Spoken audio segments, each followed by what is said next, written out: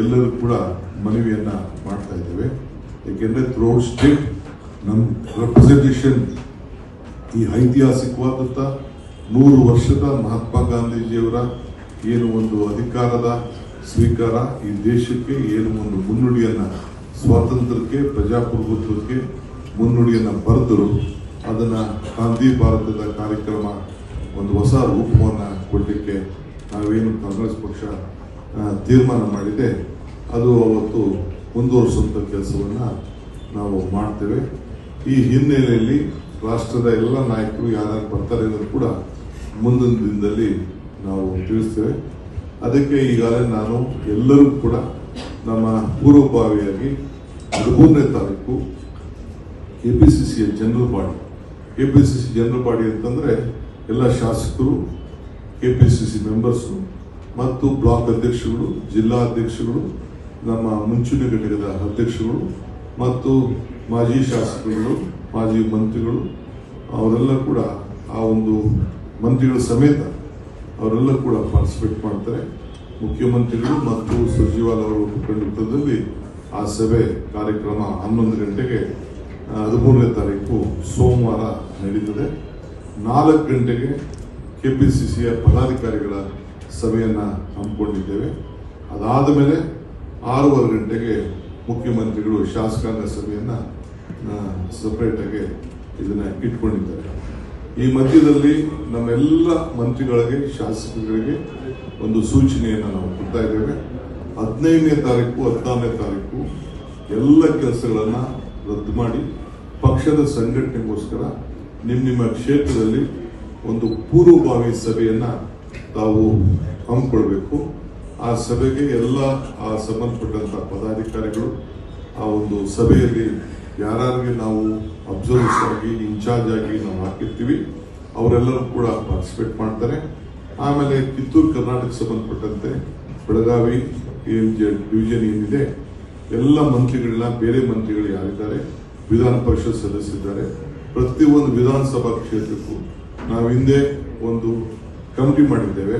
ಪರಮೇಶ್ವರ್ ಅವರು ರಿಸೆಪ್ಷನ್ ಕಮಿಟಿಯ ಅಧ್ಯಕ್ಷರಿದ್ದಾರೆ. ನಮ್ಮ ಸತೀಶ್ ಜಾರಕಿಹೊಳಿ ಅವರು, ಲಕ್ಷ್ಮೀ ಹೆಬ್ಬಾಳ್ಕರ್ ಎಲ್ಲರೂ ಕೂಡ ಅನೇಕ ಜವಾಬ್ದಾರಿಯನ್ನು ಕೊಟ್ಟಿದ್ದಾರೆ. ಮುನಿಯಪ್ಪನವ್ರನ್ನ ಉಪಾಧ್ಯಕ್ಷರಾಗಿ ನೇಮಕ ಮಾಡಿದ್ದೇವೆ. ಈಗಾಗಲೇ ನಮ್ಮ ಮೊಯ್ಲಿ ಸಾಹೇಬರು ಮತ್ತು BL ಶಂಕರ್ ಅವರು ಮತ್ತು HK ಪಾಟೀಲ್ ಅವರು ಕೂಡ ಆ ಗಾಂಧಿ ಬಾರಿ ಸಮಿತಿಯ ಪರವಾಗಿ, ಸರ್ಕಾರ ಮತ್ತು ಪಕ್ಷದ ಪರವಾಗಿ ಆ ಜವಾಬ್ದಾರಿಯನ್ನು ವಹಿಸಿದ್ದೇವೆ.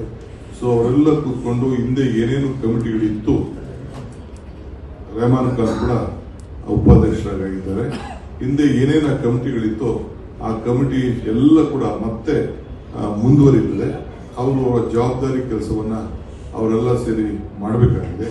ಸೊ ಆ ದೃಷ್ಟಿಯಿಂದ 15, 14ನೇ ತಾರೀಕು ಎಲ್ಲ ರಾಜ್ಯದ ಎಲ್ಲ ಬ್ಲಾಕ್ ಕಾಂಗ್ರೆಸ್ ಅಧ್ಯಕ್ಷಗಳಿಗೆ, ಪದಾಧಿಕಾರಿಗಳಿಗೆ, ಜಿಲ್ಲಾಧ್ಯಕ್ಷಗಳಿಗೆ, ಶಾಸಕರಿಗೆ, ನಮ್ಮ ಚುನಾವಣೆಯಲ್ಲಿ ಗೆದ್ದವರಿಗೆ, ಸೋತವರಿಗೆ ಎಲ್ಲರೂ ಕೂಡ ನಿರ್ದೇಶನವನ್ನು, ಮನವಿಯನ್ನು ನಮ್ರತೆಯಿಂದ ಮಾಡ್ತಾ ಇದ್ದೀವಿ.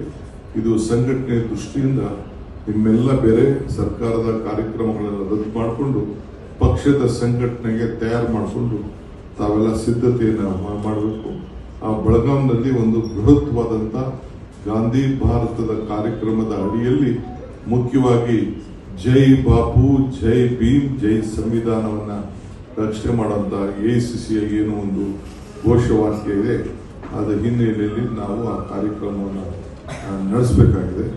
ಅದರಿಂದ ತಾವೆಲ್ಲ ಮಾಧ್ಯಮದವರು ನಮಗೆ ಈಗಾಗಲೇ ಆ ವಿಚಾರದಲ್ಲಿ ಆ ಬೆಳಗಾಂ ಯಾವ ರೀತಿ ರಂಜಿತವಾಗಿತ್ತು, ಯಾವ ರೀತಿ ಸುಂದರವಾಗಿತ್ತು, ಯಾವ ರೀತಿ ಬೆಳಗ್ತಾ ಇತ್ತು, ಇಡೀ ಒಂದು ಬೆಳಗಾಂನ ಇತಿಹಾಸದಲ್ಲಿ ಅಂತ ಒಂದು ಐತಿಹಾಸಿಕ ಕಾರ್ಯಕ್ರಮ ಹಿಂದೆ ನಾನು ಕೂಡ ಆ ಚರಿತ್ರೆಯನ್ನು ತೆಗೆದು ನೋಡಿದ್ದೇನೆ. ಯಾವ ರೀತಿ ಮಹಾತ್ಮ ಗಾಂಧೀಜಿಯವರ ಅಧ್ಯಕ್ಷತೆಯಲ್ಲಿ ಯಾವ ರೀತಿ ಕಾರ್ಯಕ್ರಮ ನಡೀತು ಅನ್ನೋ ಇತಿಹಾಸ ಕೂಡ ನಾನು ಹುಡುಕಿದ್ದೇನೆ.